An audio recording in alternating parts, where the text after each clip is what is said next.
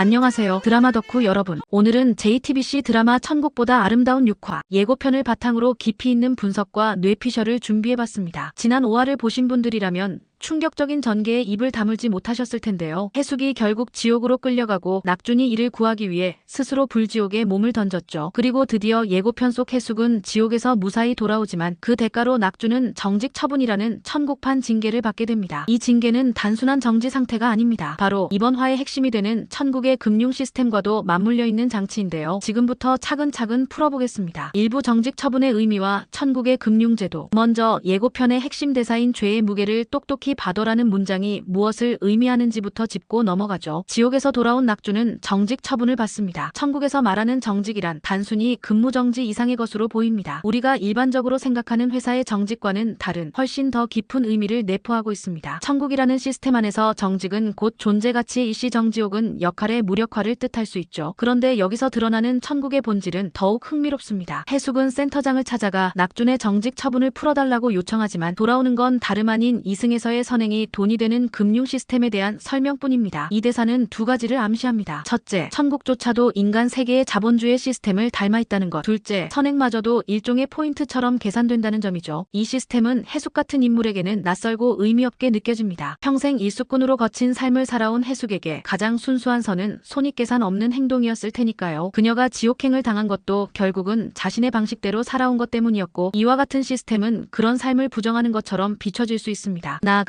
천국의 금융제도는 어떤 면에서는 인간의 감정을 수치화하고 삶의 가치를 숫자로 환산하는 시스템이기도 합니다. 우리가 드라마를 보며 감정적으로 울컥했던 장면들, 예를 들어 해숙이 아이에게 음료수를 사주려다 자판기 앞에서 절망하는 장면조차 이 시스템에서는 일종의 계산된 감정으로 분류될 수 있는 거죠. 천국은 과연 인간적인 곳일까요? 아니면 인간을 데이터처럼 판단하는 무정한 세계일까요? 2부 해숙이 만나는 잊고 있었던 과거의 인연. 하지만 예고편 후반부에 의미심장한 힌트가 나옵니다. 바로 해숙이 잊고 있었던 과거의 인연들을 다시 마주하게 된다는 부분입니다. 여기서 중요한 키워드는 잊고 있었던입니다. 단순히 헤어진 인연이 아니라 해숙이 의도적으로 혹은 무의식적으로 기억에서 밀어낸 인물들일 가능성이 높죠. 그렇다면 이 인물들이 누구일까요? 가장 유력한 후보는 그녀의 생전에 단절되었던 가족들입니다. 특히 어린 시절 부모님과의 관계, 혹은 그녀가 낳고도 지우고자 했던 과거의 자식일 수도 있습니다. 앞서 5화에서는 해숙이 5살의 부모에게서 버려졌던 과거가 언급되었고, 그녀가 목사와의 대화 속에서 부모를 보러 가고 싶지 않다고 말하는 장면이 있었죠. 이 대사는 그 자체로 해숙의 과거에 깊은 상처가 있음을 암시합니다. 또 하나 생각해 볼 수 있는 가능성은 해숙이 일수꾼으로 살아오며 만났던 사람들, 즉 돈거래를 통해 얽혔던 관계들입니다. 그녀가 누군가에게 돈을 빌려주고도 받지 못했거나 반대로 빌린 사람에게 실망을 안겼을 수도 있죠. 이 모든 관계가 해숙에게 부채감으로 남아있었고 그녀가 잊고 싶었던 과거로 자리 잡았을 수 있습니다. 이런 상황 속에서 해숙이 과거의 인연들을 다시 만나게 된다는 건 그녀가 천국에 오기까지 감춰뒀던 상처와 직면하게 된다는 의미입니다. 더불어 이 인연들이 단순한 회상 장면이 아니라 해숙이 죄를 짓게 된 근본 원인을 드러내는 역할일 수 있습니다. 즉,